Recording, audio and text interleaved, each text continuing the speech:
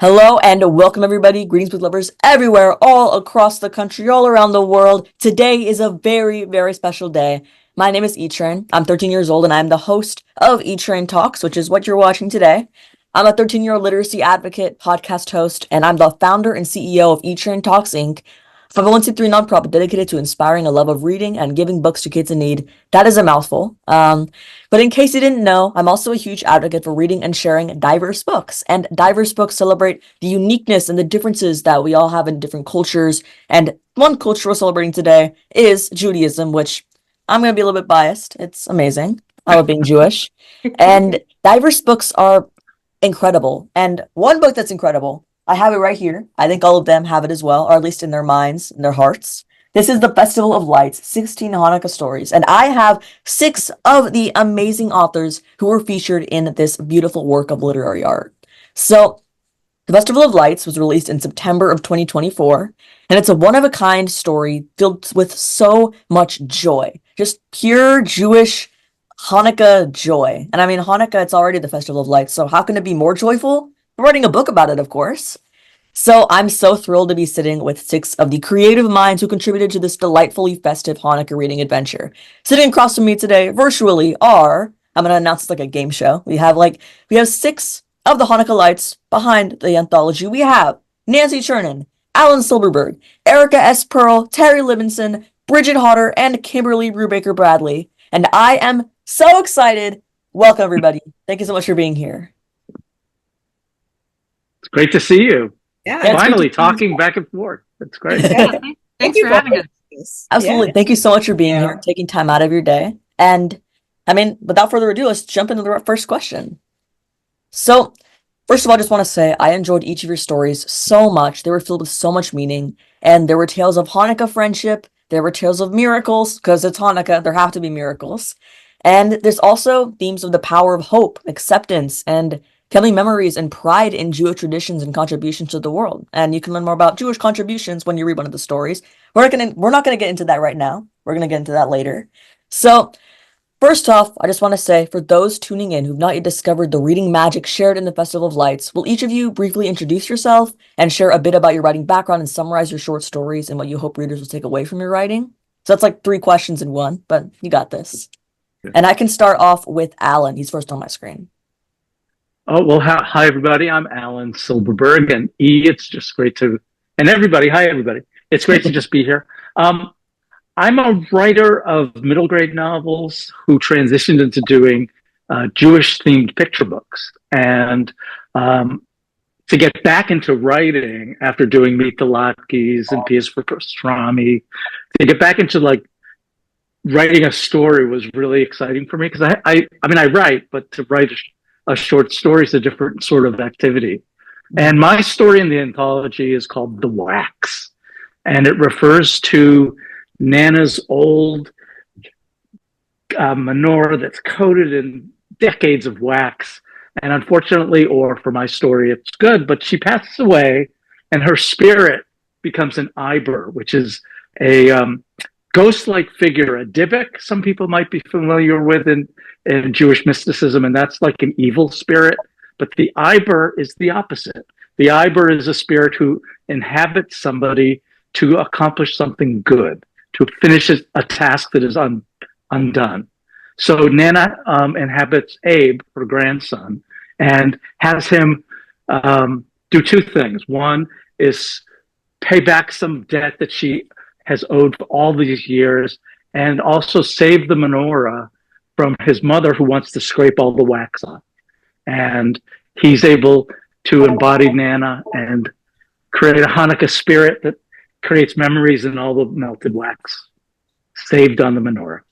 I just have to say, Alan, my mom, she read your story, she cried. She loved it so much. I loved it so much. And next up we have Thanks, Mom. Next up we have Bridget. Oh, thanks, E-Train. Are we supposed to tell about our story as well as ourselves right now? Okay, so I'm Bridget Hodder. It's a pleasure to see all of you here. And I am Sephardic. I came from a mixed family. My mom was Jewish and my dad Catholic. So we celebrated different holidays. And I draw upon my big boisterous family experience to show what's going on in my tale in the Festival of Lights. It's called The Thing About Stars, and it features two academic rivals at a kind of wealthy, exclusive prep school who one is a Sephardic girl from a family who needs a scholarship to pay her tuition, who really thinks that her rival Kim Shin is avoiding her because he had a very embarrassing first meeting with her years ago. Now, Kim Shin is from South Korea, and his family doesn't have to worry about paying for tuition or pretty much anything at all. So they're from very different cultures. But one day at a school project, when Hanukkah's right around the corner, Kim Shin shows up with a necklace, and on it, Coco sees a Star of David. And she can't believe that poor Kim Shin has to spend Hanukkah alone in Massachusetts with his family far away because she assumes that he is Jewish. So she invites him over to spend the first night of Hanukkah with her loud and large family. And he does, and let the hijinks begin. So you'll see Sephardic joy, you'll see Sephardic food, you'll see all kinds of comedy of errors, misunderstandings, including a Sephardic grandma who wants to marry them off to each other immediately. And it isn't until the end of the evening that the big reveal happens, and she finds out that the Star of David was in fact a accidentally Jewish K-pop logo that he was wearing. And this is based on truth. If anybody wants the proof, I can send it. There actually is a group that has a Star of David that's slightly wonky as their logo, which is hilarious. So anyway, it becomes not a mistake, but a miracle, a Hanukkah miracle of friendship. And as far as my background, I write middle grade books. And I also have written a picture book that came out last year. And my Sephardic content books are very meaningful to me because we are a minority within the tiny Jewish minority. And I think it's super important to represent our little piece of the culture. And we are often known as the party arm of Judaism.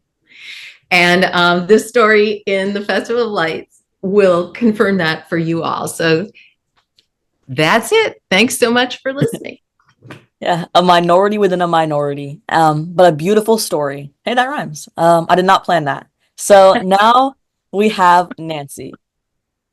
Well, hello, and again, thank you so much for hosting us and conceiving of this panel. I'm so happy to be here. Festival of Lights. My name is Nancy Churnin, and I'm primarily known as a picture book author. These are a whole bunch of my picture books here.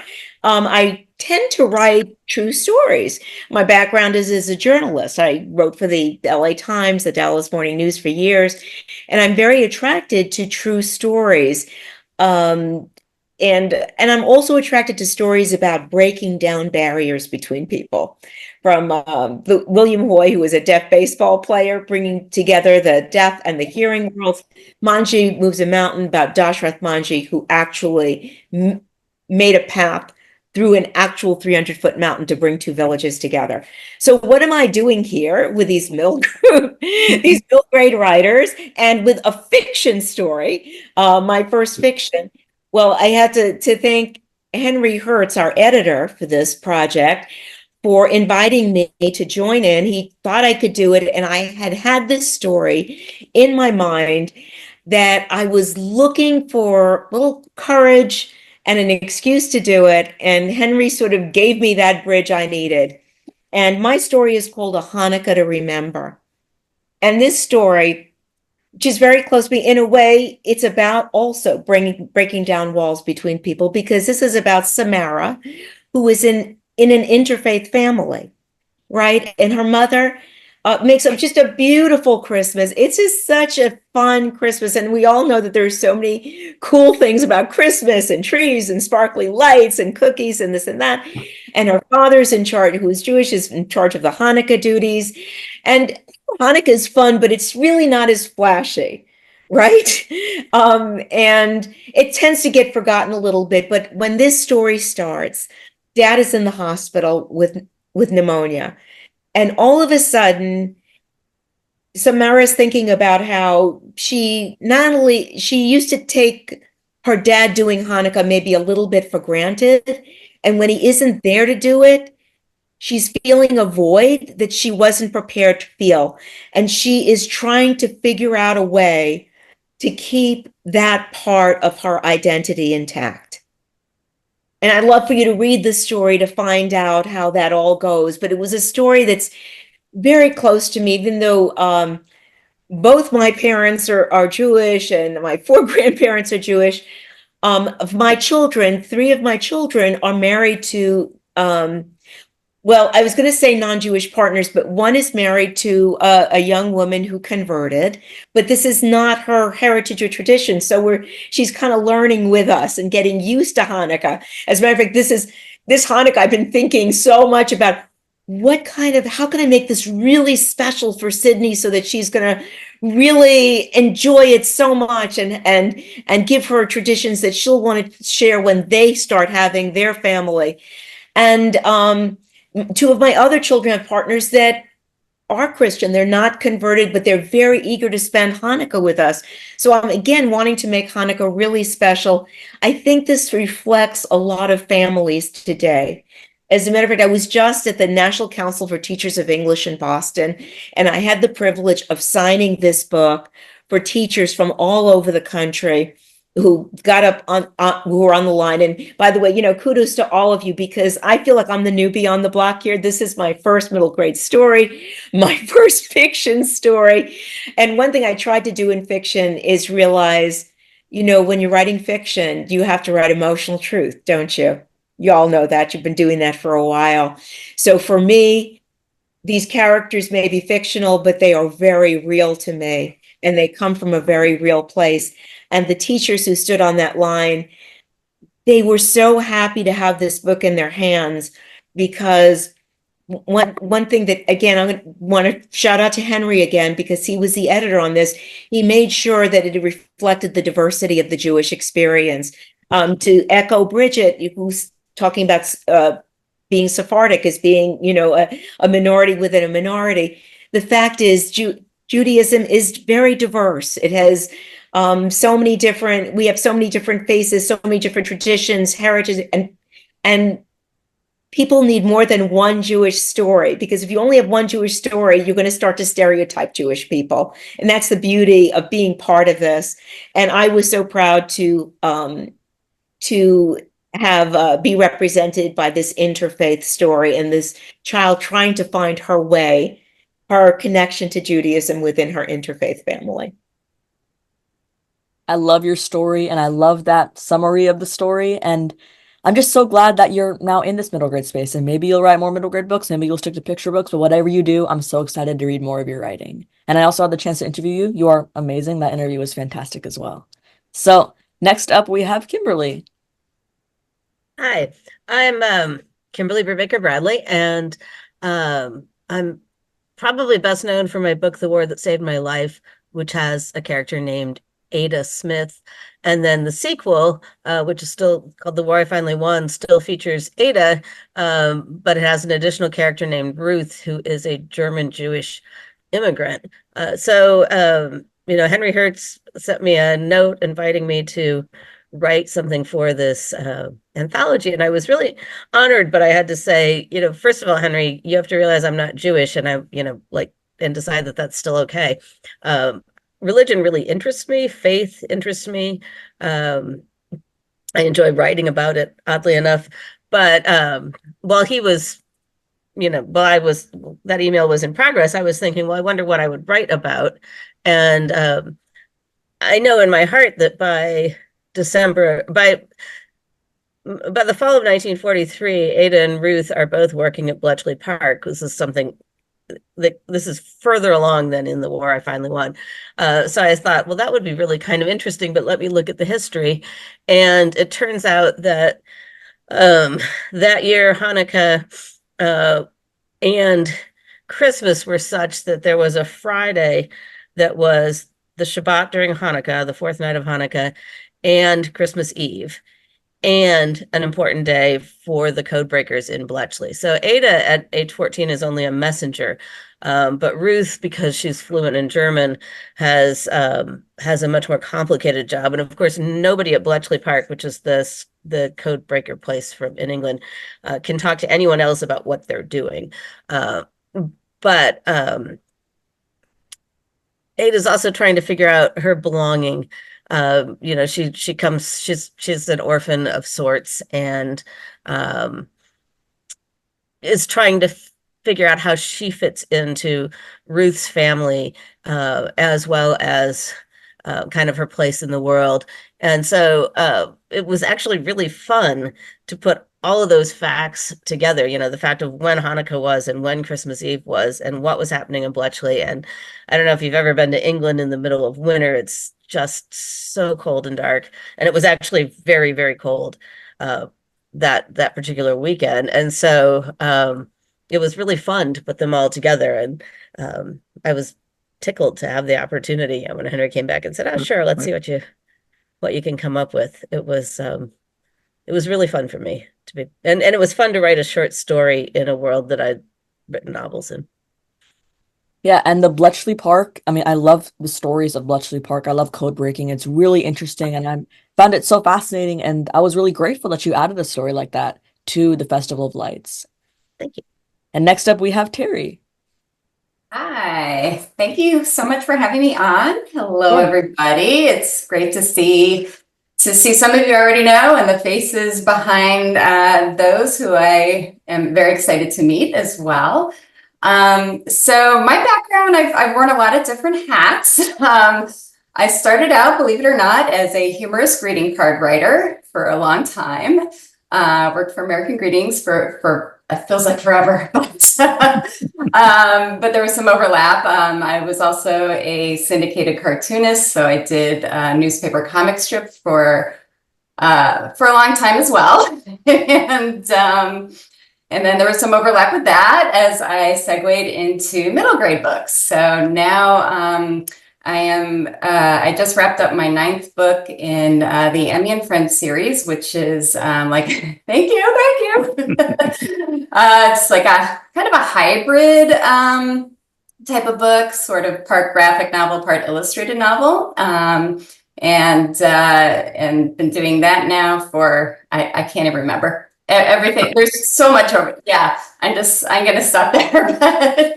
But that's been wonderful. And yes, and then in the middle of all this, Henry Herz graciously asked if I would contribute to the Festival of Lights. I'm really happy he did, because it gave me a chance to also kind of stretch my wings, stretch my wings a little bit, and do something I've never done before, which is fantasy fiction. Never, ever did anything like that. So that was a lot of fun. So my story is called The Mitzvah Tree. It is this kind of cheeky, humorous fantasy fiction about a very empathetic, miraculous tree and a girl who becomes very attached to it and cares deeply for it.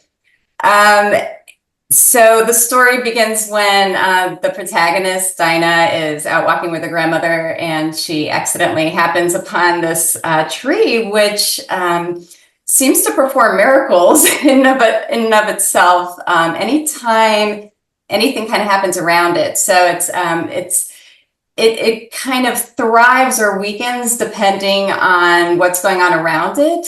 So something bad is happening, the tree tends to weaken. When something good is happening, it starts to thrive and grow branches and all that good stuff.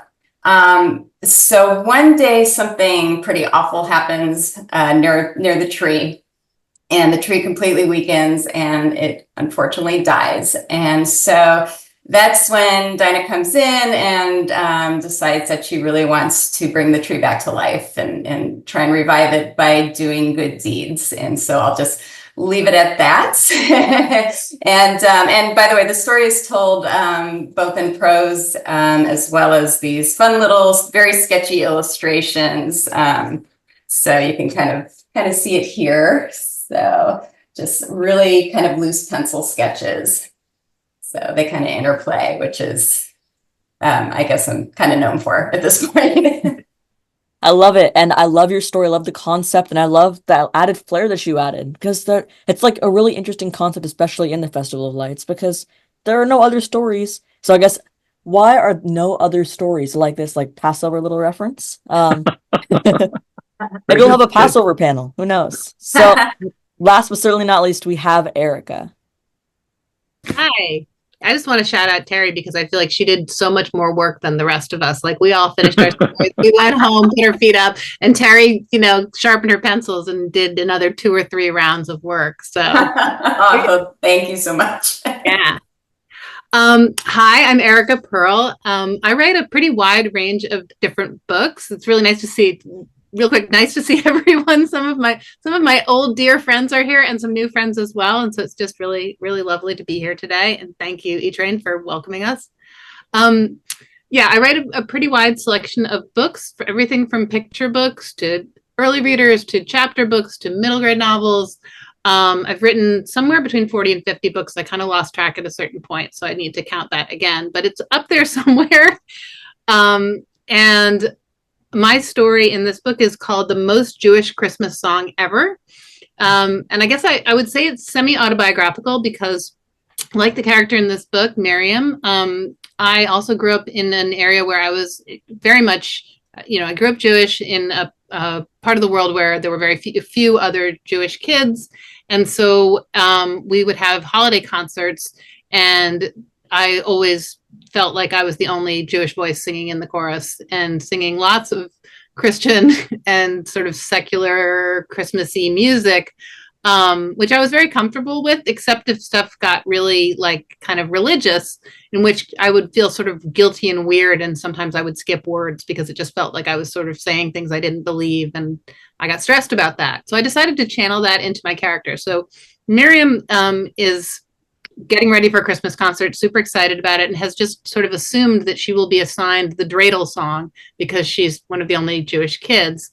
And to her surprise and horror, that's not what happens. She gets assigned a song for a big solo, which has a lot of religious content in it. And my tendency with most of the things that I write is to lean into the humor.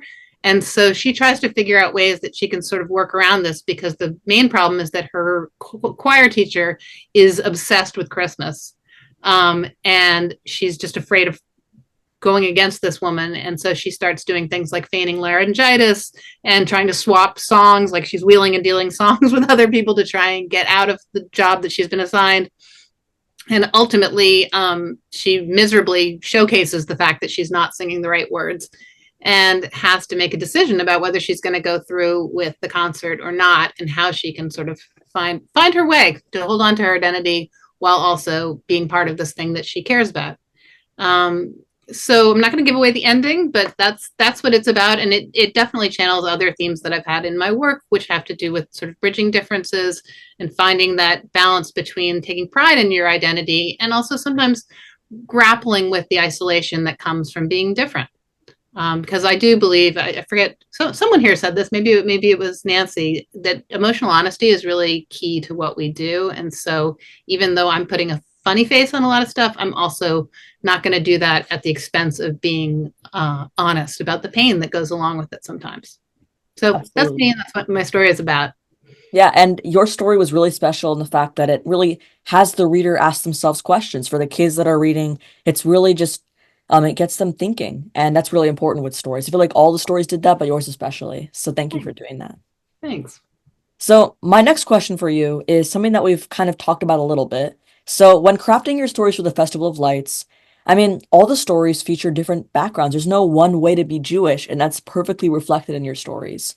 So I guess my question for you is, can you share some ways different tales in the anthology, differ from each other? And what's the true beauty in our differences?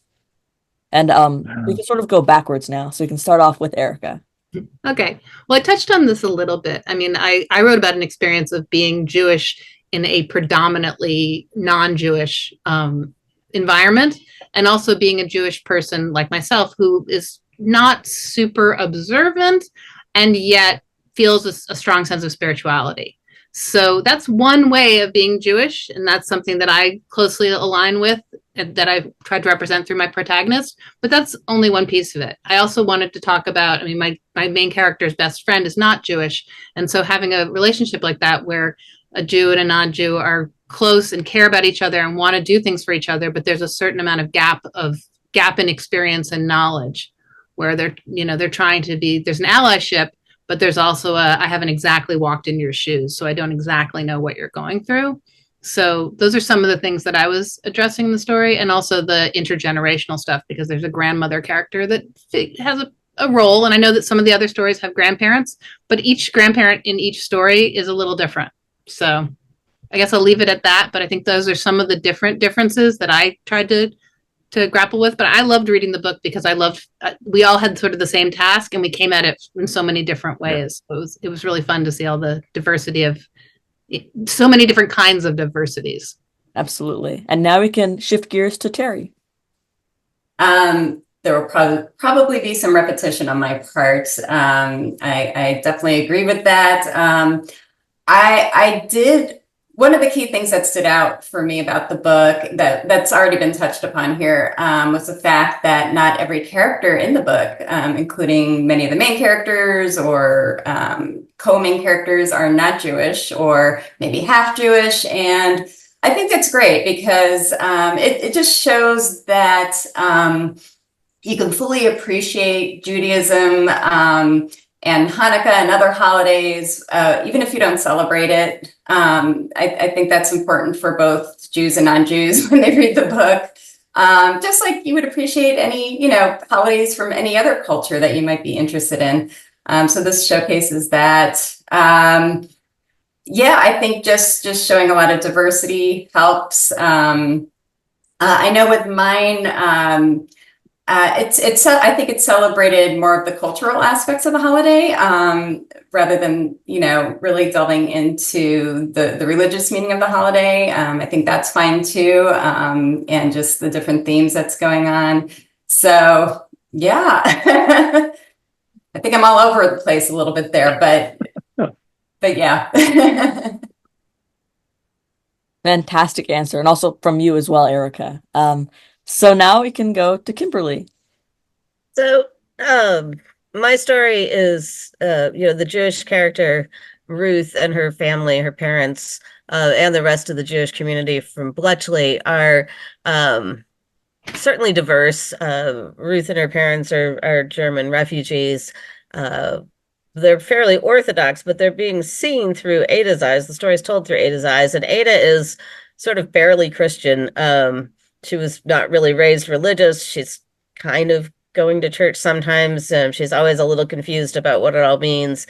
But of course, she grew up in England, and that was a predominantly Christian culture. So I think it's definitely an outsider's view of the holiday, but not one that is in any way like suspicious of it or anything. I mean, Ada doesn't really know enough about Christianity that she's over there thinking this is different than what I know. She's just thinking it is different from what she knows, but it's not different from the religion she knows because she doesn't really know that much in the first place.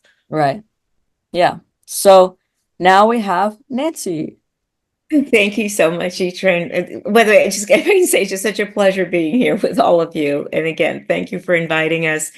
For me, I addressed how my story focuses on a child in an interfaith family, which is, a situation many children find themselves in. And, it makes finding your identity, you have to be a little bit more creative about it, because if if you're born in both your parents practice all the same things, it's much easier to know what you're going to do. I mean, unless of course you rebel. But if you've got two different faiths and you love both your parents, they really have to find their own way.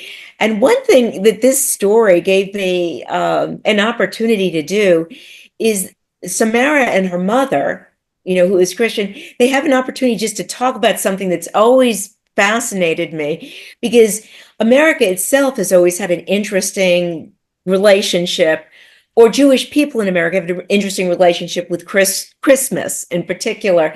And so they talk about things like Robert L. May, who was Jewish, who wrote Rudolph the Red-Nosed Reindeer, right? And it was set to music by his brother-in-law, Johnny Marks, who is Jewish, and Mel Torme, who was Jewish, and chestnuts roasting on an open fire. You have Sammy Khan. You have all of these Jewish composers, and they're trying to find their way into American culture, and finding that place in where they can still be Jewish and respect and celebrate this holiday that's celebrated by so many of so many Americans. So, I mean, there isn't a simple answer to that, but it's just a little bit of context about how this is always kind of a dialectic. As a Jewish person, you are a minority in a world that practices many other religions, and you find this place where you're in conversation with it. So whether you're just doing that personally in terms of finding the traditions that are meaningful to you, or you are a composer like Irving Berlin, who's the son of a cantor who writes White Christmas, you find different ways of making those connections while, and this is the key, you want to be authentic to yourself. You want to find your own authenticity, but be also have these bridges. And that's a lot of what I was trying to do. And I think that this is something that I hope will be a bridge to many readers, so that both children who are Jewish or identify as Jewish can see themselves in it, but children who are not can also see the bridges where they can find connection and walk across and make friendships. Yeah, that's a fantastic answer. I love it. And now we go to Bridget.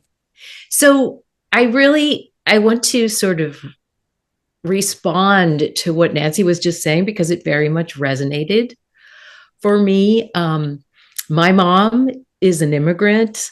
English was not her first language. She was a hidden child with a Catholic family during the Holocaust in Europe. And so coming here to the United States, it was a refuge, but also a very confusing thing, and hiding that she was Jewish and trying to fit in with an entirely new culture and not be otherized was a piece of her lore for a while. So she and her identical twin sister begged for a Christmas tree. And they eventually got it. And so I think that it's true that when you have an immigrant experience, you sometimes might feel like you have to sacrifice some other things in order to fit in. And I love that some of these stories deal with that. And you asked us to talk about other stories in the book. And I want to give a shout out to R.M. Romero's tale, which is Ava and the Five Sights. And in it, a house elf, it takes place in Poland, and a house spirit that from her late grandmother's house takes her on this amazing magical tour of Poland to reveal to Ava a deep secret held in her family that has something to do with that experience I just mentioned. I won't spoiler the plot, but I want to read a quotation from that story, because I feel like it sums up the spirit of the book and the spirit of Henry Herz, who was our editor and anthologist, who invited a variety of voices. And it is this: Jews have imaginations as wide as the Vistula River, and they have as many fantastical stories as there are stars in the sky. And that just brings a shiver to me, because the stars in the sky in A Tale About Hanukkah echoes the lights of the miraculous menorah, the temple lights. And to be part of representing the small Sephardic piece of that broad, diverse tapestry of Jewishness was a true honor. And I just have to say that I think this book accomplishes it. And I hope that those of you who are tuning into this, to E-Train's episode today or tonight, will take the plunge and give these multiple voices a chance to resonate in your hearts. So thanks. Yeah, fantastic answer. I love you shouting out that story in particular, one of my favorites. So now we have Alan. He's been waiting very patiently. Very patient. That was beautiful. I'm glad that you included that little quote. That kind of resonated throughout the whole book, like you said, Bridget, because I think what Henry was going for was to create just throw out this wide net, because we all know that being Jewish isn't any one thing. And to have all of these stories come from different places, some overlap, which I thought was interesting, like to read about all the grandmas and nanas and boobies was kind of fun for me. But what I found most interesting, at least coming from my story, is the Jewish people have such a storied history that the wax in my story, the idea that the light from the candles melts and creates a mixture of color and texture and memory, really spoke to me through the story that I was trying to create, to show what Judaism to me feels like, which is that memory needs to be intact to remember it and not to be scraped away. And I don't know, I got a lot out of writing my own story. My mother-in-law had just passed, and the story is sort of about her and the relationship with my son. In my story, they say, I love you more. And that was something that my son and his Nana did. And it really wrapped me into the memories of what it means to be a writer, to be a Jew, to be a son, but to celebrate all of the generational wax, that melts together.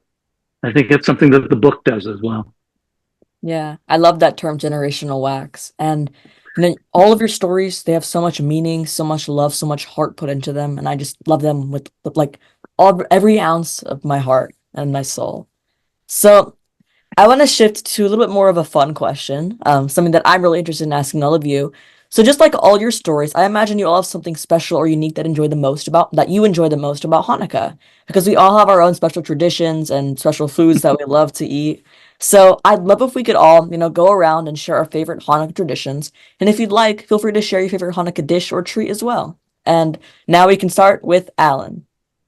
All right. Apple sour sauce. It's like when you make your no, Kim, it's great. When you make the latkes and you have the plop of sour cream and the glop of applesauce, and eventually they mix.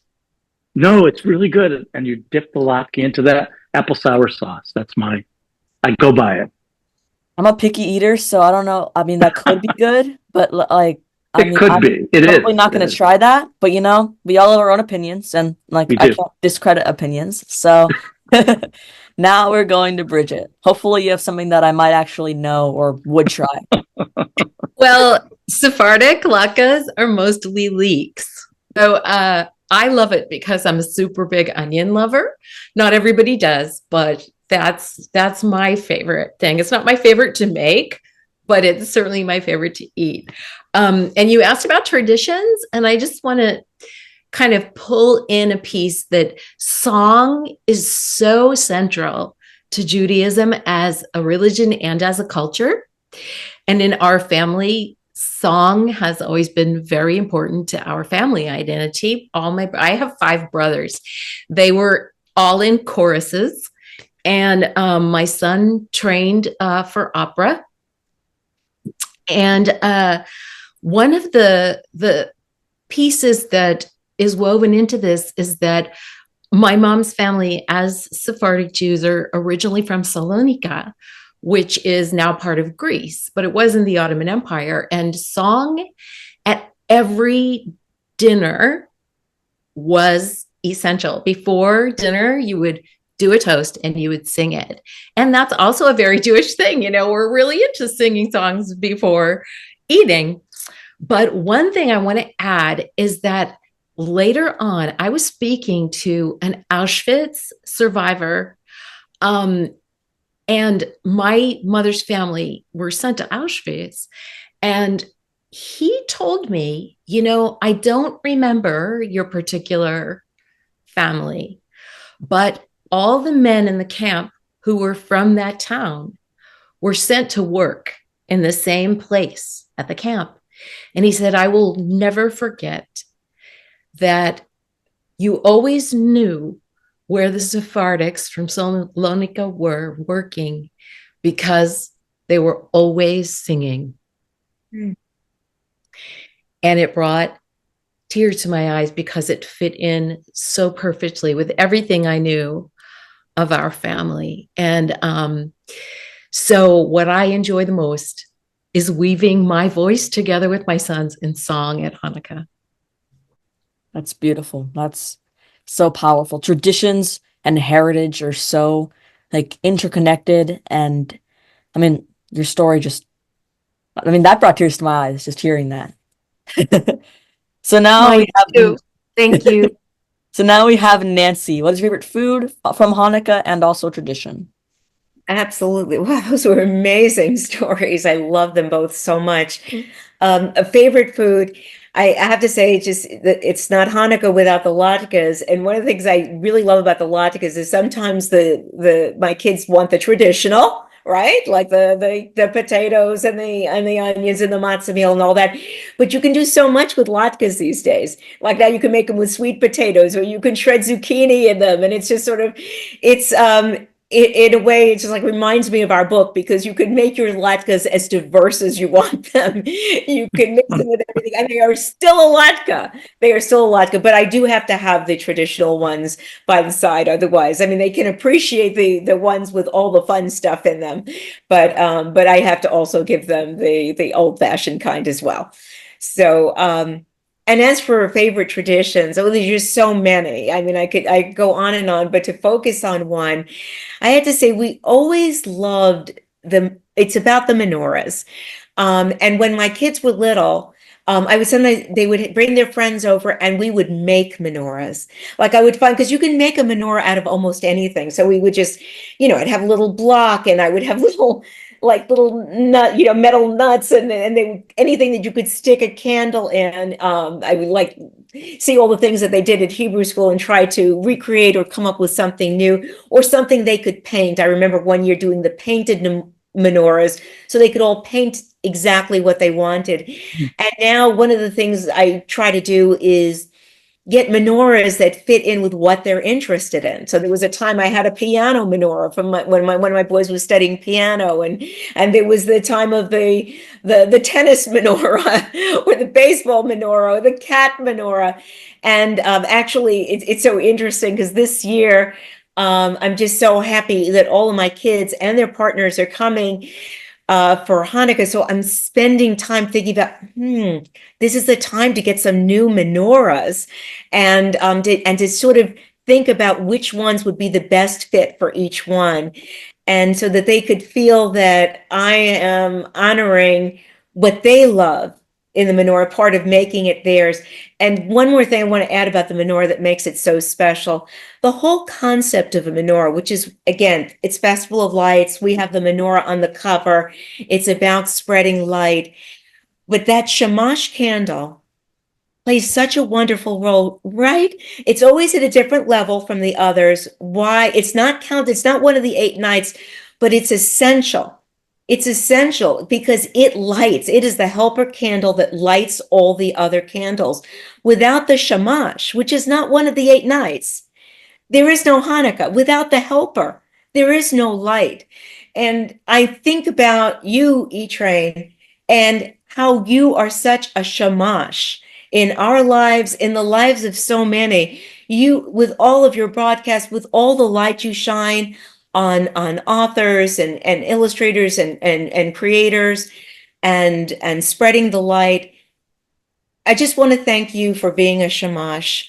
And that's something we can all aspire to be. And I know that we get up to Erica actually has a story, a picture book about a shamash. It wasn't your Festival of Lights story, but she has a beautiful story about that. And but yes, the shamash is very beautiful to me. And the people who are the helpers, you make the light happen. I love it. I love that so much. And Kimberly, I mean, if you have a favorite Hanukkah dish or like maybe one that you dream of trying. I kind of do because my mother's side of the family are predominantly Polish immigrants, and I remember family members who only spoke Polish. So potato pancakes were actually a tradition, and I am team sour cream forever. This applesauce stuff there's no room for that in my life. We can still be friends. I'm an applesauce person, but we can still be friends. Oh, okay, thanks. So now, Terry. I have so much to say. just to tack on to everybody. First of all, Nancy, this is for you. If you can close in on all the different kinds of menorahs. I think there's a banana menorah. I think it's a turkey menorah. I'm not quite sure. There's a blob. There's a caterpillar menorah. I don't know. I was just making it up as I went along, but that's my little shout out for you. And oh my gosh, Bridget, I think we have a lot to talk about on our own. I'm Sephardic too. So that was resonating greatly with me, everything that you've spoken about. Except I come from a family of tone deaf people. So we did not have the music. I married into tone deaf people. So it's more about sarcastic comments all throughout dinner, but I appreciate the music. Our traditions. On Hanukkah, I hate to admit this, I am such a sellout because usually at that time of year I'm on deadline, mega deadline, and I'm finishing up everything, and I have nothing to give, so I take the easy route, and thank goodness, there's a Trader Joe's about 10 minutes away from my house that makes great frozen latkes, as some of you might know. And I'm a fan, and I will get their star cookies for dessert that are probably non-denominational, and I will get their blintzes, and I will go to town. So that is my sellout Hanukkah, but we do make it as fun as possible. I've got grown kids, but when they come in, we light the menorah, we do presents. I bring out this really old, really gross Hanukkah tablecloth that has, stains from the past 20 years. It probably has drippy wax on it. There you go, Alan. But we celebrate, and we do put on music. So we don't sing, but we do put on music. So we do as much as we can with what we've got. Well, I love that. I love your traditions. And I mean, sarcastic comments are a very big thing in our household as well. I mean, on camera, I'm cheery, happy, kind fella, but with me and my dad on Hanukkah, it can get extreme. But no, I love Hanukkah. Love you, Dad. He's the one editing this. So So now, Erica, and And- maybe you can share that Shamash story that Nancy was talking about as well. Sure. Yeah. Well, okay. So on the food front, I'm also team sour cream. I'm still gonna be friends with Alan, but what you described was an abomination. So Oh, it's great. yeah, It's so Thank you, good. Eric. I take your word for it, but I'm with E. I'm not gonna try it. Yeah, team sour cream. And also, can we just talk about Trader Joe's is great for potato pancakes. I agree, although my husband does make excellent ones as well. But also they have really good gelt. And so I'm also a fan of like high quality Yes. gelt. Because the gelt, Belgian. yeah, like Belgian gelt, really good. Good chocolate is good to have for Hanukkah. So I'm a big fan of that. Okay, so I'll tell you my Shamash story. It started off with something we do in our house for Hanukkah, but it ended up leading to my book, The Ninth Night of Hanukkah. Because what we usually do is after when we light the candles, we always the kids sort of bet about like they pick a candle of which one's going to last the longest. Right. So it's like I get the blue one, I get the green one, that's when mine's going to win. And while we were staring at the candles one night, my kids started talking about like, why does the Shamash not get a night? And we started talking about the fact like it's kind of not fair. Like all the other candles, like it's the first candles night, it's the second candles night, but the Shamash every night is out there like working overtime, lighting the other candles, and never gets any sort of accolades. There's never a special night for the Shamash. The eighth night finishes and it's done. And so I've just taught for years. I had that sort of like going around in my head, and I couldn't figure out what to do with it. And then I started working on this book, The Ninth Night of Hanukkah. And in The Ninth Night of Hanukkah, it's about a family that moves to a new apartment at the beginning of Hanukkah, and somehow they have misplaced all of their Hanukkah things. So on the first night, they sort of, get through it and kind of say it's just tonight, we'll find our stuff tomorrow. But each night they dig deeper into the boxes and they still can't find things. And the kids sort of want to figure out how to cobble Hanukkah together. So they start asking neighbors for help. And so they go to one neighbor to try to get Hanukkah candles. They make a menorah, as Nancy suggested. This is easy to do, but Hanukkah candles can't be found, but a neighbor has birthday candles. So, okay, fine, they'll work with birthday candles. And another neighbor night, they want gelt, but a neighbor has chocolate chips. Okay, fine, we'll use chocolate chips. And each night the refrain is, it was nice, but it didn't feel quite like Hanukkah. And then when they get to the last night and Hanukkah is all over, they realize that they've made it through Hanukkah due to the help of all their neighbors, none of whom are Jewish. They're in a building that's extremely diverse, and they want to figure out a way to say thank you to their neighbors. So they invent a new tradition, which is that on the ninth night of Hanukkah, the day after Hanukkah ends, you have to take your menorah and just light the shamash. And then the purpose of the ninth night of Hanukkah is you just thank the unseen and seen helpers in your life. And so you can thank your neighbors, you can thank your friends, you can thank your family, you can thank your teacher, your crossing guard, whoever it is, the person who silently picks up your garbage. It's just an opportunity to say thank you to all the people around you who help you kind of get through the day. And it goes along with Hanukkah, but it's sort of Hanukkah adjacent. So I started this thing when I wrote this book, and my synagogue started doing it. We started having a ninth night of Hanukkah celebration.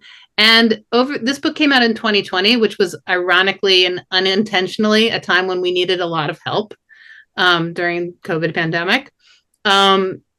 And then since then, each year I hear from more and more people who just have adopted this as a tradition. And it just warms my heart so much to think that all these people out there, and interestingly, not all of them are Jewish. I heard from like a Lutheran church that has been doing ninth night of Hanukkah things, just because it's like, it's just an opportunity. There's not really anything religious about it. It's just an opportunity to say, okay, Hanukkah has ended, but we have a moment here where we can honor the sharing your light.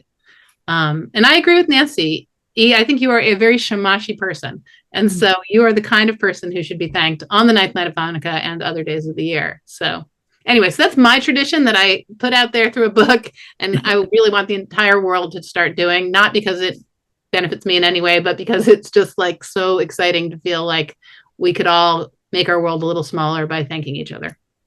I love it. And I love all of your traditions. I mean, if I had to choose one, I would say I have cousins from who are in college, and then little cousins that are in so I'm in Sacramento, California. And so I have people from Washington State, Southern California. We all come together at my aunt's house for Hanukkah. It's very special.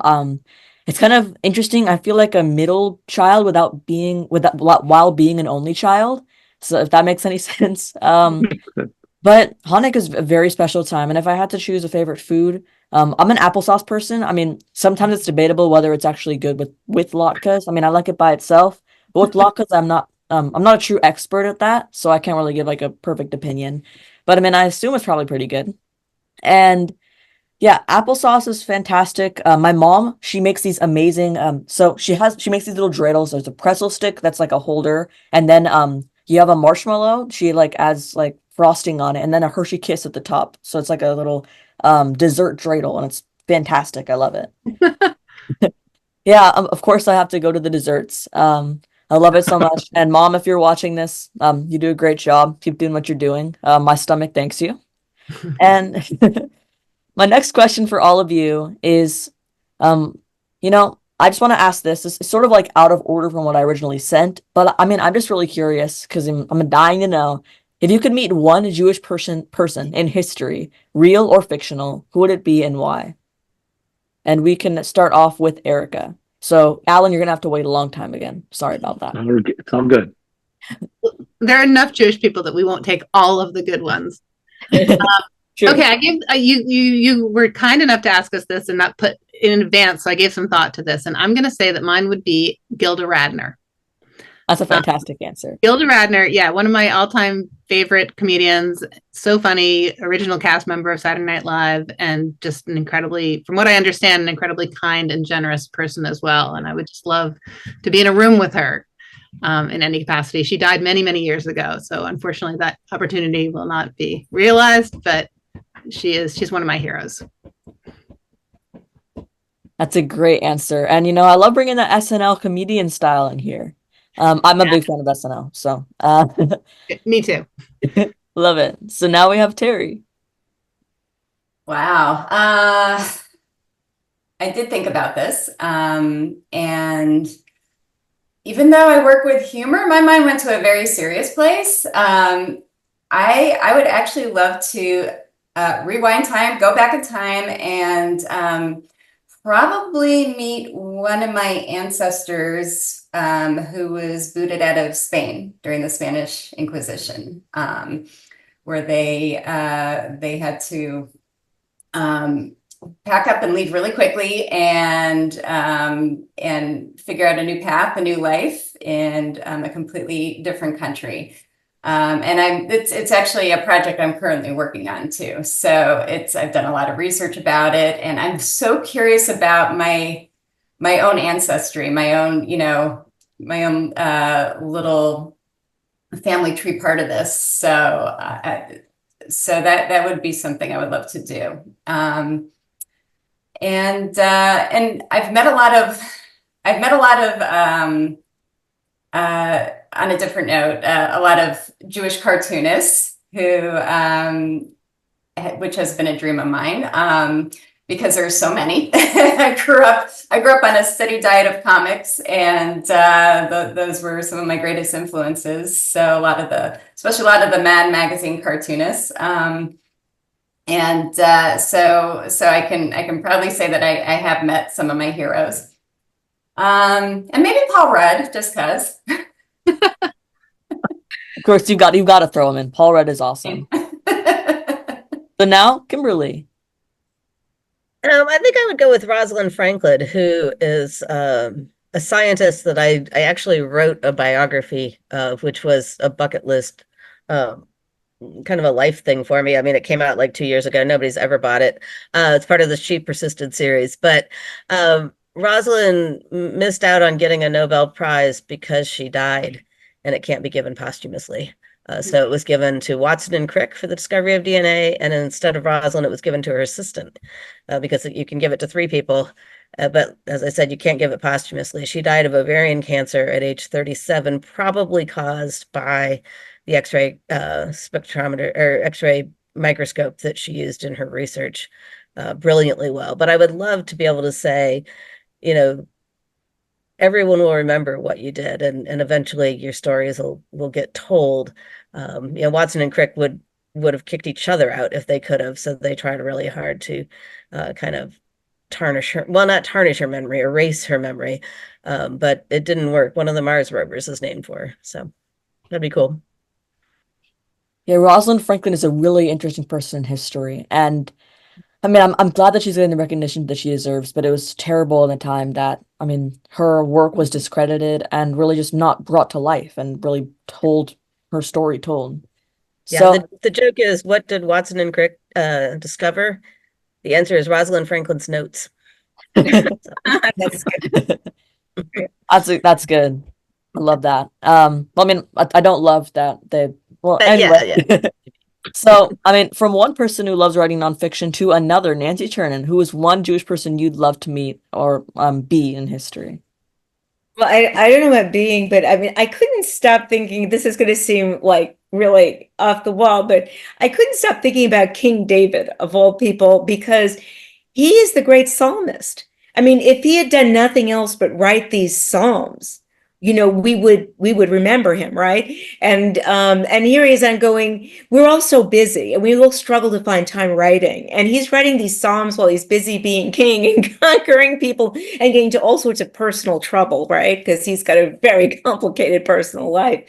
So I mean, wouldn't it be interesting just to talk to him about the 23rd Psalm and what he was thinking about? And did he have any idea about how comforting that would be even thousands of years later, and that this would be something that would, cross across all religious beliefs? People embrace that story. That's that Psalm of Comfort. I mean, that's a poem that speaks to everybody. I kind of wonder, did David write, or did he maybe have a team of writers? I mean, was it sort of like the King David show, and maybe he had a whole team and they all wrote songs and maybe it went under his name? But I have no idea. That's why I'd be sort of curious to ask. And again, what he was thinking, and if he realized what the brilliance and the and the comfort that he would be giving others. Because so much writing is forgotten. That's not forgotten, the Psalms are not. And I'll just throw in Irving Berlin, because I wrote a book about Irving Berlin, and wouldn't that have been amazing? I don't know about being him, but just to meet him, to hear those songs and how his cantor father inspired him and how he found his way into America. And I'm going to throw in one more, is Emma Lazarus. Did she know?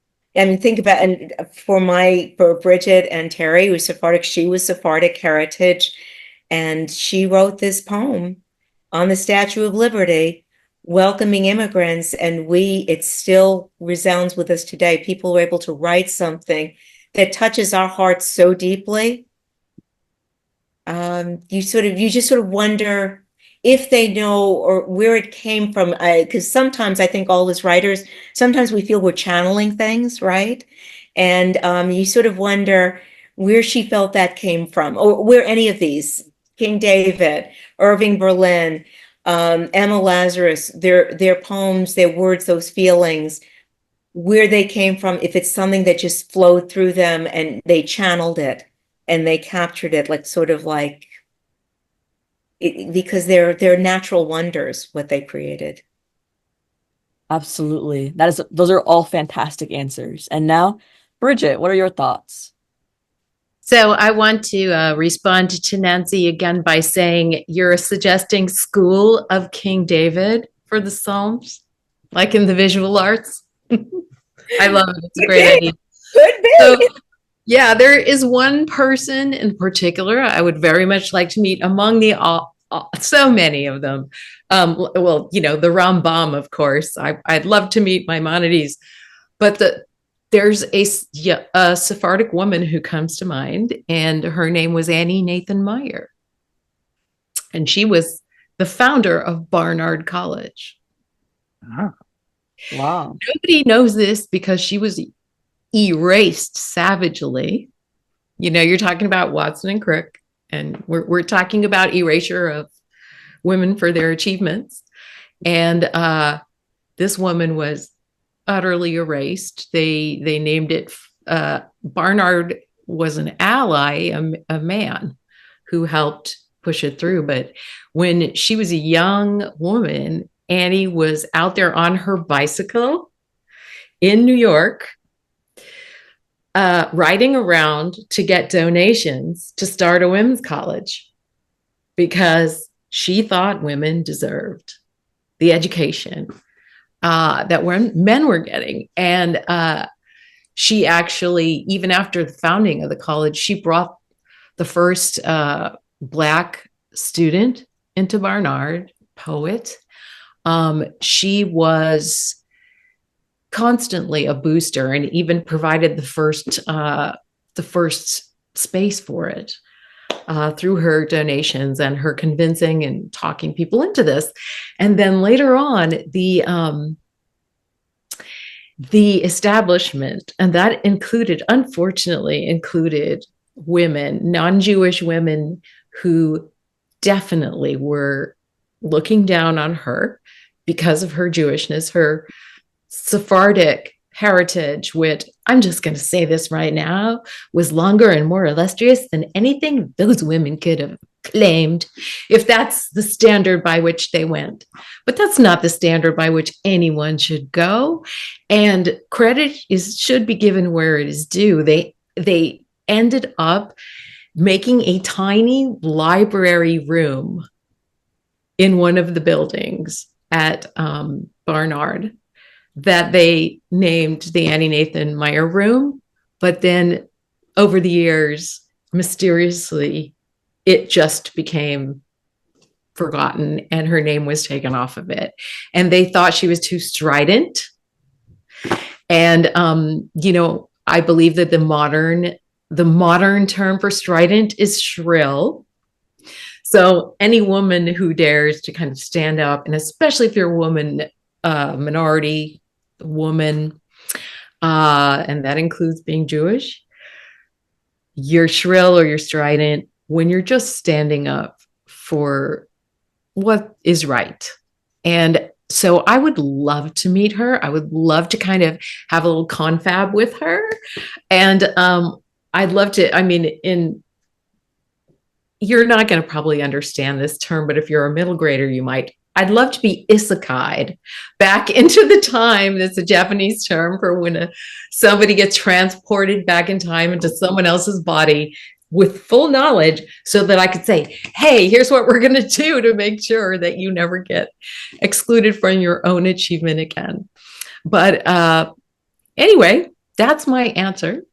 And yeah. That's a fantastic. Okay.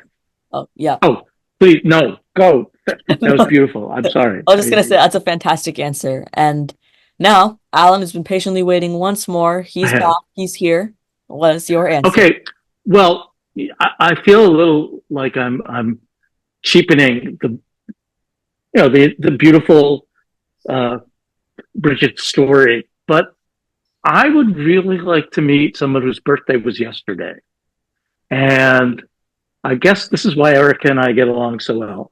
I would like to meet Alan Sherman, who really influenced me as a writer, finding these big records under my parents', old stack of records and putting on his comedy albums where he made parody songs, all Jewish reference.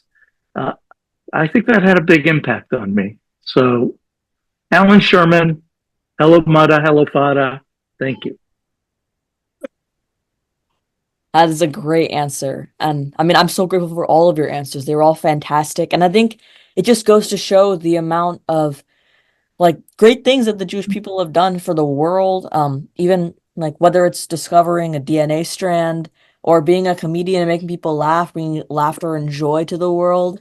There are so many people who need more recognition. And I'm so glad that you are using your voices and platforms to spread the message. And I have one final question for all of you.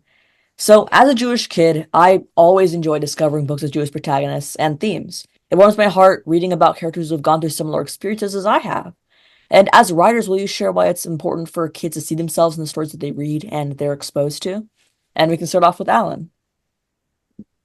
Well, I think it's important for every kid to have the experience of seeing the window, and the mirror of themselves. But it's also important to as writers to put it out there so that everybody can see the experience from our point of view of what a Jewish story looks like. And I didn't grow up with books with Jewish characters until I got into middle school and high school. So I think it's really cool what we all do. I'm very proud to be part of this community. A great answer. And now, Bridget. So I always write my Jewish content stories with fostering connection in mind, and understanding. And the othering of Jews is unfortunately getting worse, not better lately. And so giving kids Jewish characters to love and identify with is vital, both for Jews reading them and for non-Jews.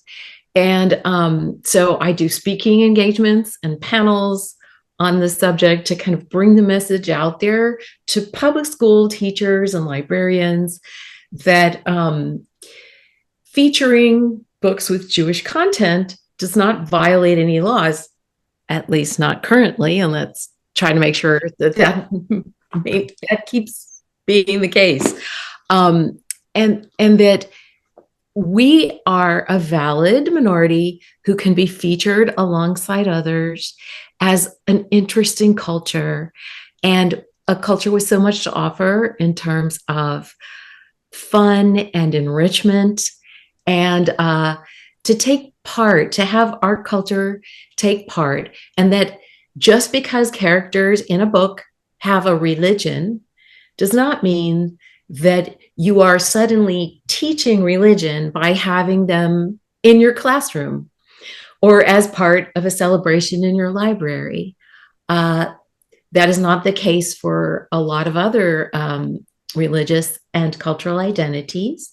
And so we need to kind of help encourage, obviously not just for Jewishness, but that is what our topic today. And that is something that I try to foster both with my work in my books and my multicultural co-authorships, but also in my daily life and in representing when I'm out in the public. So I feel like this book of ours is just another piece of that great work that we all have. We are not free to turn from. That is a fantastic answer and so, so true. And now, Nancy, what are your thoughts? I have to say that this is a very personal one for me. To echo what Alan said, I didn't see many books with Jewish children in them growing up. I grew up in a house. Both my parents loved to read, and we had books. We had the classics, and I grew up from a very young age reading the classics. And you sure didn't see many Jewish children in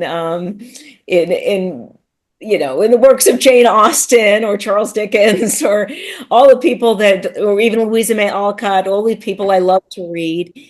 And here's the thing, and this is, again, I said it was personal.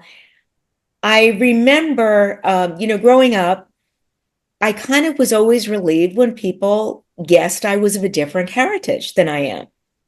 And they would just assume I was from this group or from that group, or they didn't guess I was Jewish. And it always seemed like a little, they didn't guess I was Jewish. And, what a feeling that is to not be proud of who you are. I'm not saying I wasn't proud, but I was sort of secretly proud. It was like my little secret that I was Jewish. And maybe it was because my mother had lost family in the Holocaust.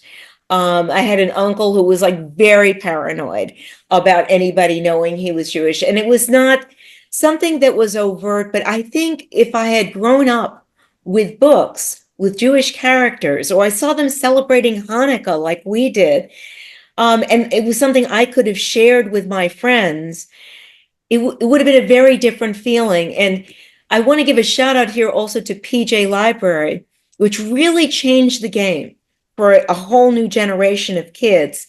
And they, by the way, gave an author incentive to this book. And I now have 2 PJ Library books, one out, one coming out.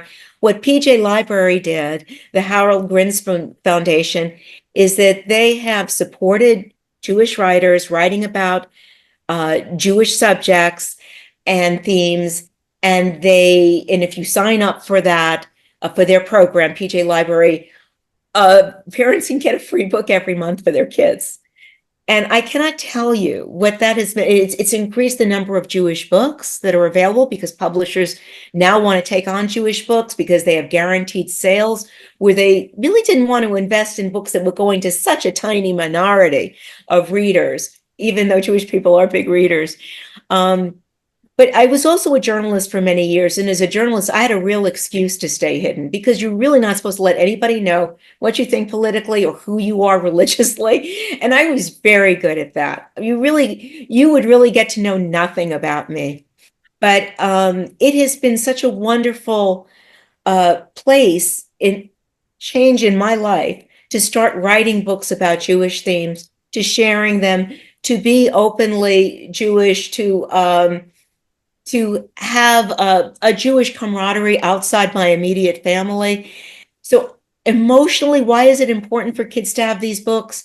Because kids can breathe more freely when they are proud and openly proud of who they are, when they can share their authentic selves with their friends, with the world. And the world is a better place for having, we need the mirrors. And other kids do need the windows so that they can see that Jewish kids are just kids with hopes and dreams, just like themselves, and see, we need to honor and respect our differences and celebrate all that is universal. And that makes for a more peaceful and hopeful and better world. That is a fantastic answer. I am a PJ Library kid, so PJ Library has made a tremendous impact on my life. Pretty much from the day I was born. Well, maybe not the day I was born, but around that time, I've been receiving PJ Library books, whether it be PJ Library picture books, PJ Our Way for middle grade, and chapter books. They've always been a big part of my life, and I always, no matter what really grade level, I think it's still just, I still kind of order some PJ Library just to kind of take a look because it brings up memories, but it's also just really important to shine a light on stories of Jewish characters because as a Jewish kid and as just a reader and lover of diverse books, it's so important to highlight every different culture and every different religion and ethnicity in the world. And Judaism, we need more books with Jewish characters. And I'm so glad to see PJ Library out in the world and celebrating Jewish stories. So now, Kimberly. So part of the reason, I mostly write historical fiction, and what I'm trying to do there is tell the truth, but also tell the way that people that lived in the past are very much like the people that are currently living. And it's probably not my brand new book that came out in April is called The Night War, and it is a story about a Jewish girl in France. The first time that I took it on book tour, the very first school that I came and talked to this about, I said, I talked about the Veldiv Roundup in France, in Paris, which takes place in the story in which 15,000 French civilians, most of them women and children, were held in the Velodrome, which is it was the stadium in Paris, captured by the French police at the bequest of the Nazis. And I said to the kids, and from there they were taken to a French concentration camp called Drancy, and from there to Auschwitz. And at the very end of my talk, and it was only it was a school visit before the official book tour, so I was only about 10 minutes spent on the Night War. A child raised her hand in the front row and very sincerely asked, what happened to the kids when they got to Auschwitz? And I was unprepared for that, but I was also unprepared for them not knowing. And I thought, well, this is why we have to keep writing these books, because you can't not know what happened. You have to know that. One of the Goodreads, I know you're not supposed to read your Goodreads reviews, but I do, said, okay, so I admit this was of the Night War. This book kind of changed how I feel about Jewish people. And I thought, there you go. That's what you hope for. There's got to be some kind of way of showcasing, as you say, the diversity of the world and the commonality of the world, and not making enemies out of people we perceive to be different in some way. Wow. Yeah, it's shocking the amount of people, whether young or old, who don't really know the truth about the Holocaust and sometimes deny the truth as well. And that's just why it's so extra important to highlight stories with Jewish protagonist, highlight stories specifically that talk about the Holocaust, and write stories that talk about the Holocaust. So maybe somebody here will be inspired. Maybe somebody here has learned something new today, and I hope so. So next, Terry. So when I first wrote my book Invisible Emmy, which was the first book in my middle grade series, one of the biggest reasons I did it was because I grew up incredibly shy and quiet. I think there was a year somewhere in middle school where I did not open my mouth, but I had so much to say, and inside I was screaming. And I realized I kind of needed to find my voice. And thank goodness it came out in art and writing, things like that, until my voice finally caught up with the rest of me. So what I wanted to do with that book was to make kids not feel alone. So if there were any shy kids like myself, this book would resonate with them. And I think it's the same for Jewish kids and books about Jewish content. I mentioned that I grew up reading comics. I was a very reluctant reader. I loved the visual language. I loved funny comics. Humor really I just really took to it. So that was that was what I read when I was growing up before the world of every kind of book opened up to me.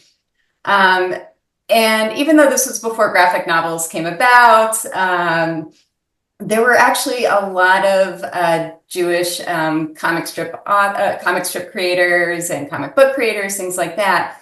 And I don't know if I consciously or subconsciously absorbed that, but I feel like that was something that I just really connected with. There was a sense of Jewishness about a lot of these creators, and that stuck with me. And so when I went on to become a cartoonist myself, when I wrote my comic strip, I made it about a Jewish family. The strip wasn't overtly Jewish, but it happened to star a Jewish family with their own Jewish traditions. And because I wanted people reading that to realize you're not alone. There are families like you out there, like mine. And same with the books. I started creating more and more Jewish content in my series books, and then of course I was so happy to be a part of Festival of Lights to bring about even more Jewish content.